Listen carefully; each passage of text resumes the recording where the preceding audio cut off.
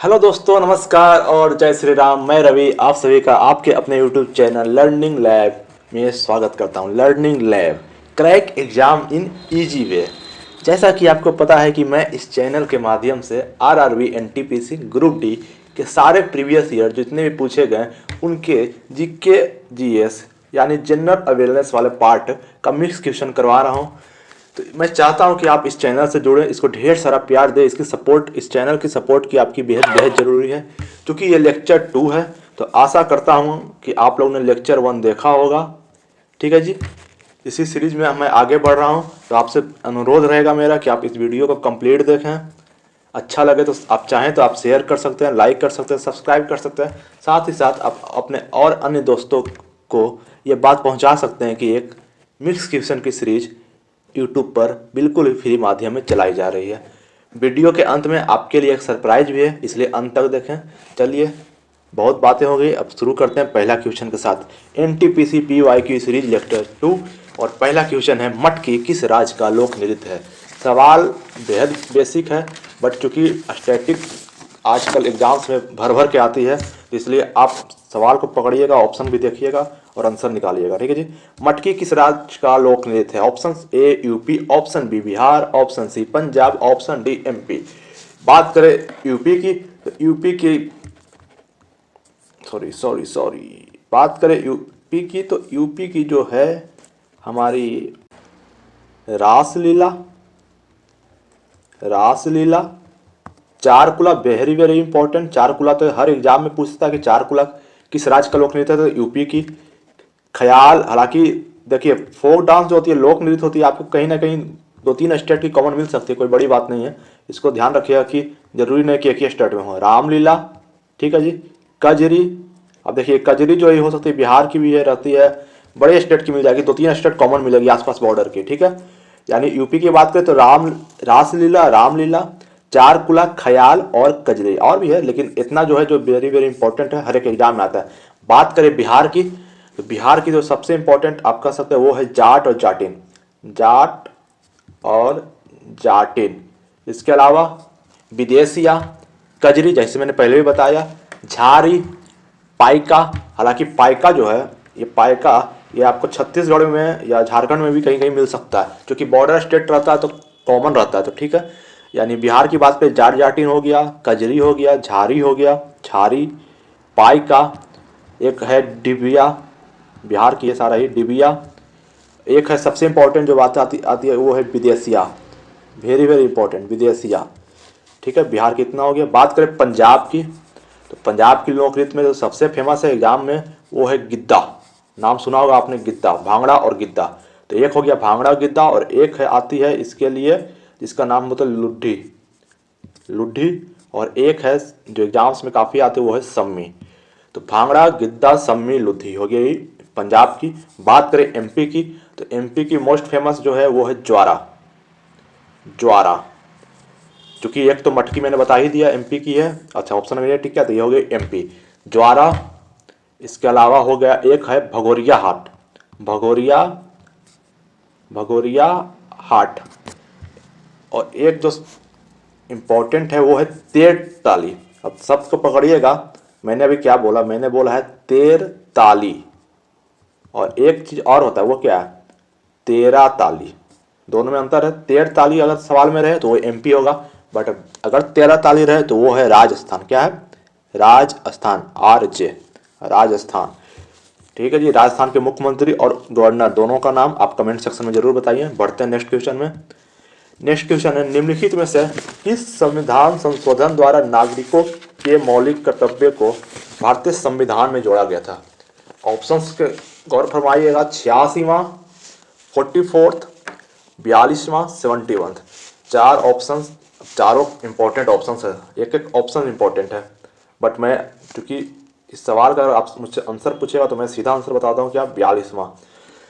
42वां संविधान संशोधन के द्वारा मौलिक कर्तव्य को भारतीय संविधान में जोड़ा गया था। जोड़ा गया था मतलब क्या, यानी मौलिक कर्तव्य पहले संविधान में नहीं था क्या, नहीं था। तो कब जोड़ा गया और क्यों जोड़ा गया और किसके लिए जोड़ा गया, यानी ये किसके लिए जोड़ा गया, तो ये भारतीयों के लिए जोड़ा गया।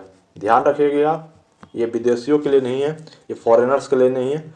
4 का ए आर्टिकल 51 का ए भाग 4 के काम है और आर्टिकल 51 के ए में जोड़ा गया। अगर आपसे सवाल बने कि किस समिति ने जोड़ा था, तो समिति का नाम है सरदार स्वर्ण सिंह समिति। कौन सी समिति है जी? सरदार स्वर्ण सिंह समिति। इस समिति का सिफारिश पर जोड़ा गया। कितनी सिफारिश की थी इन्होंने जोड़ने के लिए, कितनी मतलब मौलिक कर्तव्य को कहा था कि आप जोड़िए, तो इन्होंने रिकमेंड किया था 8, टोटल 8 फंडामेंटल ड्यूटीज को रिकमेंड किया था। बस उस टाइम की सरकार, किसकी सरकार, तो इंदिरा गांधी जी उस टाइम पीएम थी, उन्होंने प्लस में ऐड करके, यानी इंडियन गवर्नमेंट ने, आईजी इंदिरा गांधी की सरकार थी, 2 ऐड करके टोटल 10 मौलिक कर्तव्य हो चुका था। कब? ये है इंदिरा गांधी की सरकार के टाइम, क्यों? 1976 के टाइम के, ठीक है जी, यानी 1976 डेट हो गया। बट क्या अभी सवाल में, अगर अभी एग्जाम में आएगा कि टोटल कितनी मौलिक कर्तव्य हैं, तो क्या आप 10 मारिएगा? बिल्कुल नहीं, वो सीधा सीधा गलत होगा। तो फिर आंसर कितना होगा? तो 11 होगा। तो फिर 11वां कौन सा है? तो 11वां है 51 के 10 तक तो जोड़ा गया था, बट 11वां 51 का ए का 10, बट 11वां है 51 ए के, मीन्स 11वां जब जोड़ा गया, किसके जोड़ा गया था? 86 कॉन्स्टिट्यूशनल अमेंडमेंट। ये कब हुआ था? तो ये हुआ था 2002 में। मैं एक अलग से लाऊंगा अभी कि फंडामेंटल ड्यूटीज में जो हम लोग आर्टिकल है ना, ये जो सब क्लाउज में रहता है ABCD, इसको कैसे याद किया जा सकता है, ये मैंने अपने गुरुजी से सीखा है, वो मैं भी आपको सिखाऊंगा। बिल्कुल आसान ट्रिक है। यानी 86 से क्या जोड़ा गया? आपकी 51 एक का। बाकी ऑप्शन से दोनों इंपॉर्टेंट है, इसको मैं आगे डिस्कस करता हूँ। चलिए बढ़ते हैं नेक्स्ट क्वेश्चन में। सवाल है, बिग बैंग थ्योरी का सिद्धांत किसने दिया था? Who had given big bang theory सिद्धांत, यानी सिद्धांत के इंग्लिश में क्या बोलते हैं? क्या बोलते हैं इंग्लिश में? लॉ, कानून, ठीक है।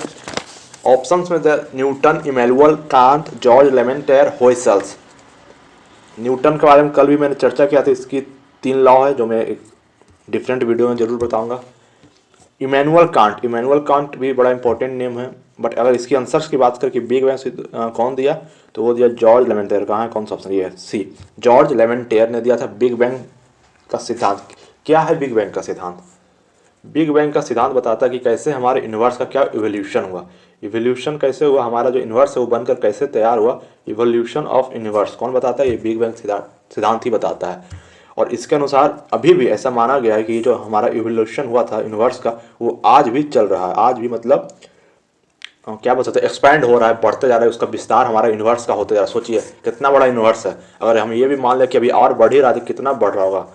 बट इसी में एक हमारे व्यक्ति हुए होयसल्स जी, इस होयसल्स जी ने बताया कि नहीं, बढ़ तो नहीं रहा है, बट बढ़ रहा है कि नहीं बढ़ रहा है उन्होंने क्लियर तो नहीं किया, लेकिन एक चीज़ के बारे में बताया कि जो हमारे यूनिवर्स की एवरेज डेंसिटी है वो स्थिर है। और इसीलिए इन्होंने एक सिद्धांत दिया जिसका नाम ही क्या था? Steady state theory. Steady state theory Hoyles ji ने दिया था। इनके अनुसार यही था कि एवरेज डेंसिटी जो है अब स्थिर हो गई हमारे यूनिवर्स की। बट लेमेंटेयर जी ने कहा था कि हमारे आंसर से अभी बढ़ते जा रहा है, ठीक है। इसके अलावा हम एक व्यक्ति की और चर्चा करेंगे यहाँ पे, वो है इमैनुअल कांट जी। इमैनुअल कांट जी ने क्या कहा था? उन्होंने भी कुछ कहा था।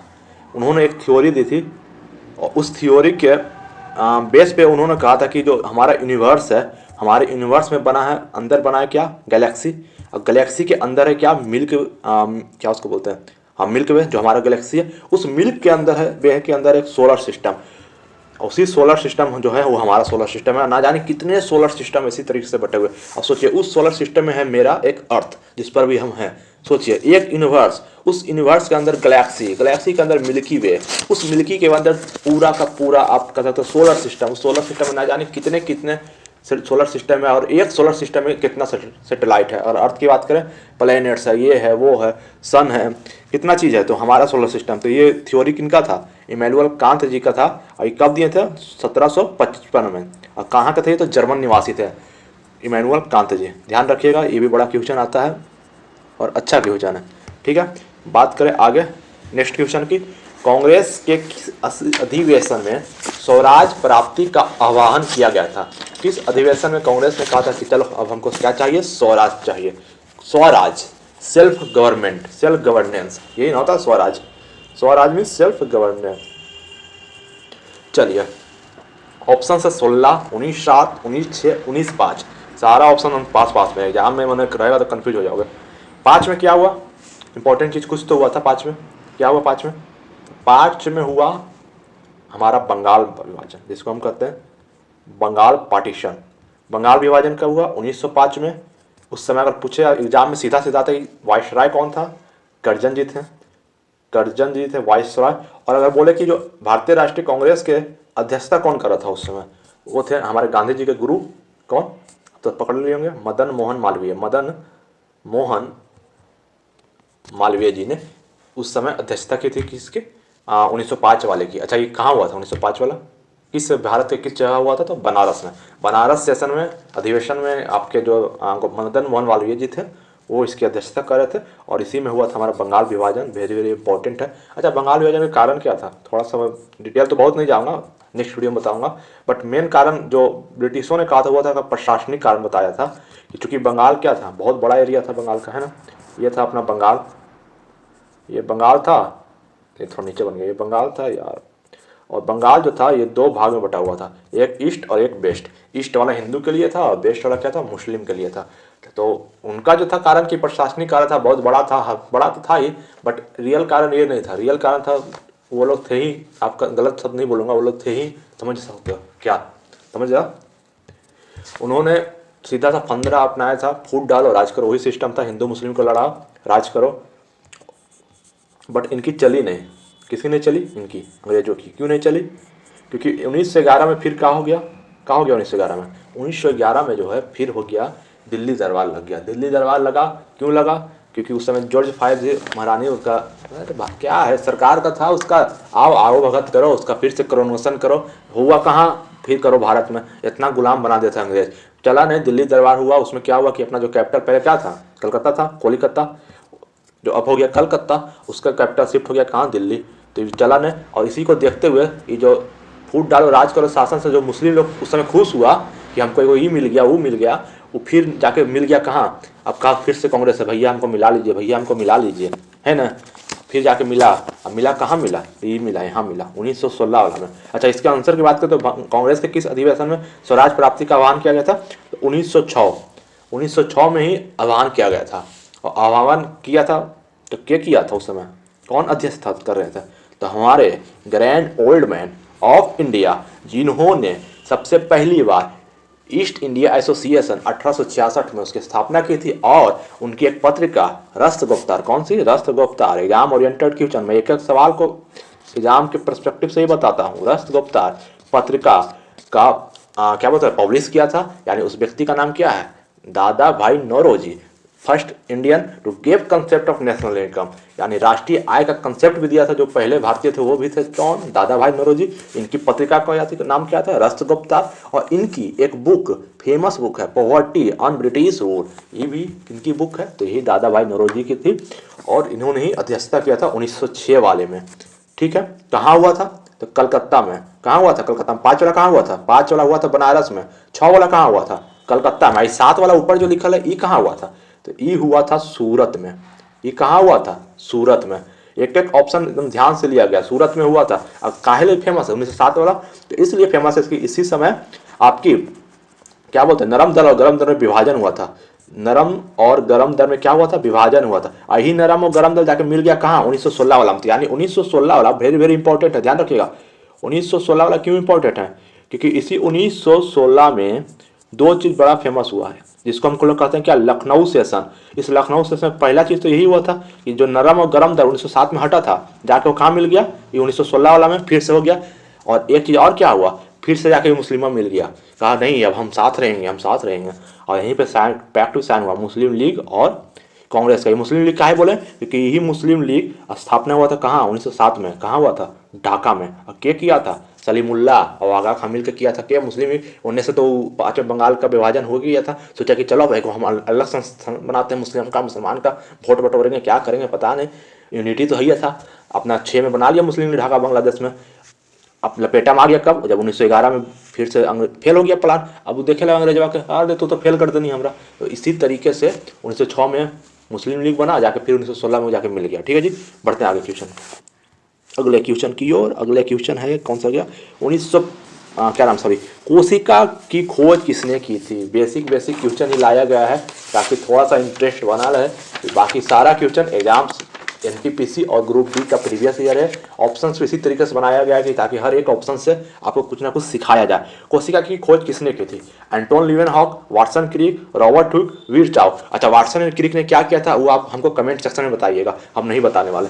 अगला जो ऑप्शन में पढ़िए, 3 option, Anton Leeuwenhoek, Robert Hooke, Virchow. इसका आंसर का आंसर हो जाएगा Robert Hooke. Robert Hooke ji महान व्यक्ति जो छोड़ के चले गए, हम लोग को रटना पड़ रहा है। वो है 1605।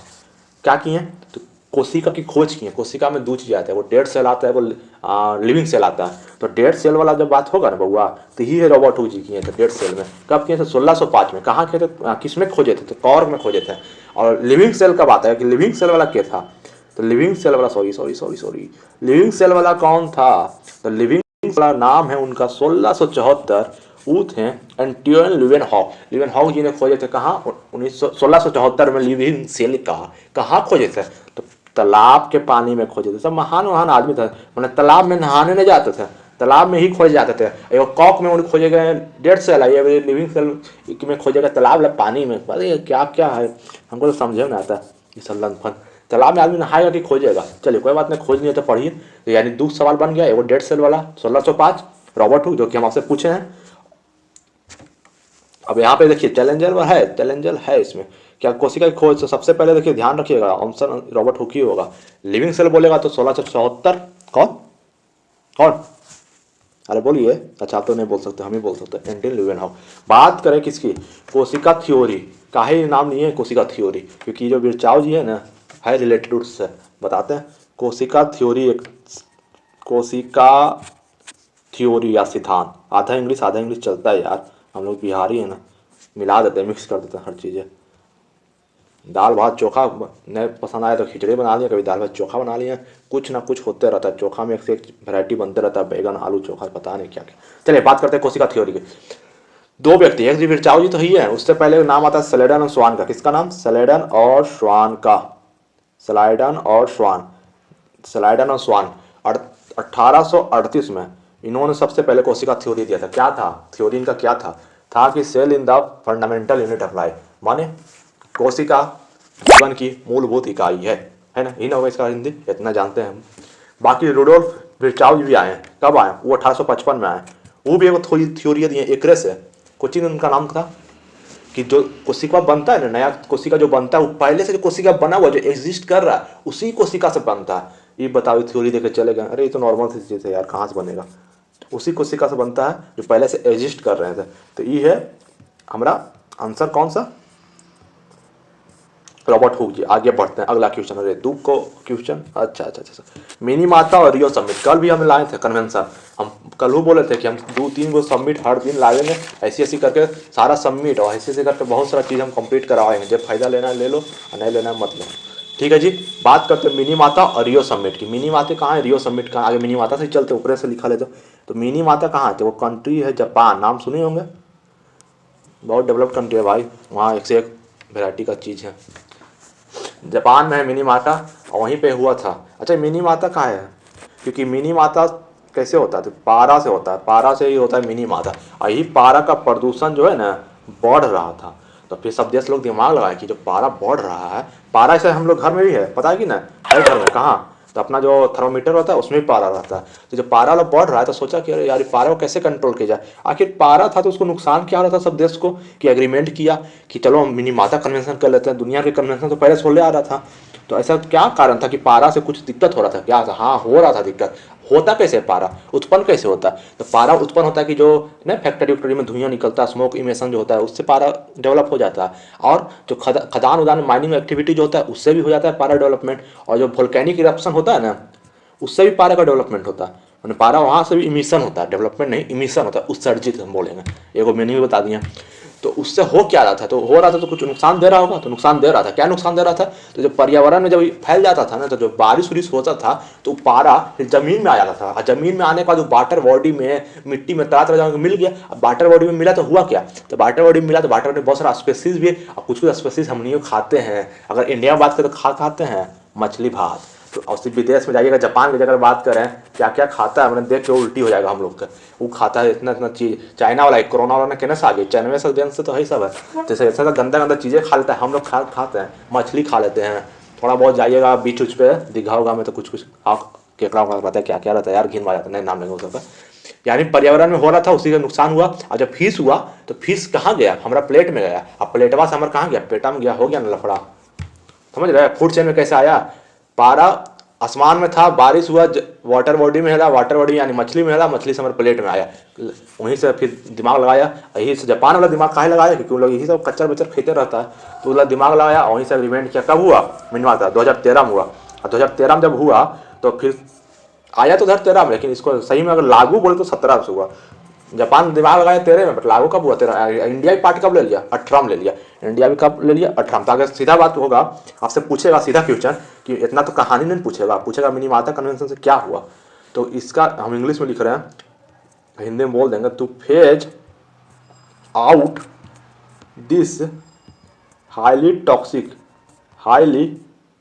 Toxic substance. दिस को चाहिए यही पारा टॉक्सिक सब्सटेंस। ये जो पारा था इसी को हटाने के लिए, जो टॉक्सिक सब्सटेंस इसी को खत्म करने के लिए ये मिनिमाता कन्वेंशन हुआ था। बात करें रियो वाला, ये रियो का हुआ था। रियो कब हुआ था, अच्छा रियो का नाम है सब बता दो यार, रियो कब हुआ, 1992 में हुआ। कहाँ है रियो, क्यों है रियो, तो रियो एक शहर का नाम था, इसी के नाम पे पड़ गया। रियो है कि नहीं, तो ब्राज़ील में है। ब्राज़ील काहे फेमस है, क्योंकि वहाँ पे एगो है चीज़, बताइए क्या है ब्राज़ील में, अमेजन फॉरेस्ट, सबसे बड़ा दुनिया अमेजन फॉरेस्ट, ठीक है जी, यही ब्राज़ील में है। यहीं पे हुआ क्या, रियो समिट हुआ। रियो समिट का पर्पस क्या था, होने का मतलब क्यों हो रहा था, तो होने का कारण क्या था यार, कि डेवलप हो रहा था दुनिया बहुत ज़्यादा। कब हुआ तो बताइए, 1992 में डेवलप हो रहा था अपना, क्या उसको बोलते हैं, इंडस्ट्रियलाइजेशन आ ही चुका था, फैक्ट्री लग गया था, दुनिया एकदम एक अलग ही सिरे पे जा रहा था कि आप तुम हर एक चीज़ को अपना लेंगे, हर एक फैक्ट्री हो, हर एक उपकरण हो, इक्विपमेंट्स हो, सारा ला रहा था। लेकिन वो ध्यान नहीं दे रहा था कि एक चक्कर में क्या हो रहा था, पॉल्यूशन बढ़ रहा था, पृथ्वी पर इम्पैक्ट हो रहा था, हमारा ग्रीनरी खत्म कर रहा था ना यार। अब डेवलपमेंट करेगा तो जंगल काटेगा, रोड बनाएगा, तो क्या होगा, हमारा ग्रीनरी जो है, हमारा हरियाली है, वो खत्म हो रहा था, जिससे पॉल्यूशन बढ़ रहा था, ग्लोबल वार्मिंग जो मेन इम्पैक्ट कर रहा था। उसी को देखते हुए सब लोग दिमाग लगाया कि इसको कैसे कम किया जाए। कम तो हो नहीं रहा, देखिए इंडिया में टारगेट लिए जा रहा है कि 1947 तक पता नहीं क्या क्या कर देंगे। यहाँ डेवलप भी कर रहे हैं, ये भी कर रहे हैं। हालांकि बहुत चीज़ हो रहा है कि फ्यूल में हम लोग चेंज कर रहे हैं, हाइड्रोजन फ्यूल की ओर जा रहे हैं, बहुत सारा ई व्हीकल आ गया आजकल, हम लोग देखते हैं कि रोड पर ई व्हीकल भी चल रहा है। बट कहीं ना कहीं भी समय लगेगा, धीरे धीरे डेवलप भी करना है, साथ ही साथ क्या करना है, अर्थ को भी कंजर्व करना है, पोल्यूशन को भी कम करना है। तो इसी को लेकर रियो समिट हुआ 1992 में। कहाँ, रियो दी जेनेरियो, ब्राज़ील की कंट्री थी रियो दी जेनेरियो, ठीक है जी। इसी में अपनी ग्लोबल वार्मिंग को कैसे डील करना है सारा कुछ हुआ था। यूएन जो है यूनाइटेड नेशन किया था इन्वायरमेंट को लेकर कॉन्फ्रेंस। तो ये रियो समिट से हम क्या लिखेंगे, यूएन कॉन्फ्रेंस हुआ कहाँ, किसके लिए हुआ, तो यूएन कॉन्फ्रेंस हुआ इन्वायरमेंट पर्पस के लिए हुआ। यही आपसे ऑप्शन में रहेगा, जहाँ देखिएगा इन्वायरमेंट या क्लाइमेट चेंज, सीधा मारिएगा कौन, रियो, बस सीधा बात है। अभी आए थे करा में क्या बोलते हैं, सीजल मेंस में, ठीक है। आगे बढ़ते हैं अगला क्वेश्चन में। अच्छा यही है सरप्राइज, क्या सरप्राइज, कि अब थोड़ा सा कंप्यूटर भी डिस्कस किया जाएगा। आज एक ही क्वेश्चन है, बेसिक क्वेश्चन लिए हैं, लेकिन कंप्यूटर भी अच्छे से डिस्कस किया जाएगा। आप लोग सपोर्ट कीजिएगा तभी लंबा वीडियो ही बनेगा, नहीं तो कोई चीज वीडियो बनावे। निम्नलिखित में से कौन अस्थायी मेमोरी है, रैम, रोम, बोथ या फर्मवेयर। रैम, रोम, बोथ या फर्मवेयर, ऑप्शन है अस्थायी या अस्थायी। चलिए अस्थायी और अस्थायी दोनों समझ लेते हैं। अस्थायी के इंग्लिश में क्या बोलते हैं, टेम्परेट, है ना, टेम्परेट बोलते हैं यार, क्या अस्थायी है, परमानेंट, सॉरी टेम्परेट तो कुछ और है, टेम्परेट तो गिलास, परमानेंट। और अस्थायी को टेम्पररी। तो अस्थायी की बात करें रोम, है ना, है ना, और अस्थायी की बात करें तो ये रैम। अगर अस्थायी है तो रोम हो जाएगा, यानी परमानेंट है और रैम है जो आपका सकता है जब तक पावर दिलने है तब तक रहेगा, जब तक नहीं दिलने हटाइएगा पावर सीधा चल जाएगा। इसका पूरा नाम हम बोले रैम, रैंडम एक्सेस मेमोरी, और रोम का बोले रीड ओनली मेमोरी। बाकी रैम के भी 2 भाई है, रैम के भी 4 बेटा है, बाकी और सब बहुत चीज़ है, ऐसा बात नहीं है। लेकिन अभी जो मेन हम क्वेश्चन सरप्राइज ये है कि कंप्यूटर भी रहेगा। बाकी पसंद रहेगा तो आगे बढ़ाएंगे, नहीं तो फिर छोड़ देंगे। इसका आंसर क्या है, रोम है। अस्थाई में रोम आएगा और अस्थाई में आएगा रैम। अच्छा इसे बोले पापा किसके, यही रैम और रोम के पापा कौन है, क्या आदमी है, याद कर हम लोग के बड़ी आसान हो गया क्या। अरे यार ये टेक्नोलॉजी वाला ना हाथों नहीं चलता। उसका नाम क्या है, रॉबर्ट हियार्ड डेनार्ड, यार नाम जो भी है याद कर लीजिए भाई, रॉबर्ट हियार्ट और डेनार्ट लिखा जाए भाई, डेनार्ट, रॉबर्ट हियाट और डेनार्ट, नाम याद कर लीजिए, बड़ा है हो जाए, खाली रॉबर्टवा याद कर लीजिएगा हो जाएगा। थोड़ा सा लैंग्वेज मेरा बिहारी टोन है, इसलिए इसको दिक्कत नहीं कीजिएगा कोई लोग, मतलब होता है कभी को यार हो जाएगी कैसे बोल रहे हो, थोड़ा सा आ जाता है उसमें, पढ़ाने में हम लोग ज़्यादा बह जाता है। बाकी फर्मवेयर क्या है, तो ये फर्मवेयर है जहाँ इंस्ट्रक्शन लिखा जाता है, किसका, रोम, इंस्ट्रक्शन रिटन इन रोम, ये फर्मवेयर है। रोम में जो इंस्ट्रक्शन लिखा जाता है कहाँ, फर्मवेयर में। आगे डिटेल में बताएंगे तो फिर ठीक रहेगा। बाकी जैसा वीडियो लगा, क्या क्या चेंजेज, क्या क्या टोन मैच नहीं हो रहा है, या कोई परेशानी हो, कोई सजेशन हो बताइए, क्योंकि अभी नया नया है तो बोलने में भी और लिखने में भी, समझाने में भी हर एक तरह में नया नया एक्सपीरियंस होता है, तो धीरे धीरे फिर डेवलप होगा। बाकी वीडियो आज लंबा हो गया, फिर भी इसको देखिए जितना देख सकते हैं। चैनल को सब्सक्राइब कीजिए, वीडियो को लाइक कीजिए, शेयर कीजिए। धन्यवाद, मिलते हैं आपसे कल। आपका दिन और रात दोनों मंगलमय हो, यही मेरी शुभकामनाएं हैं। जय हिंद, जय भारत। मिलते हैं आपसे नेक्स्ट वीडियो में अगले दिन।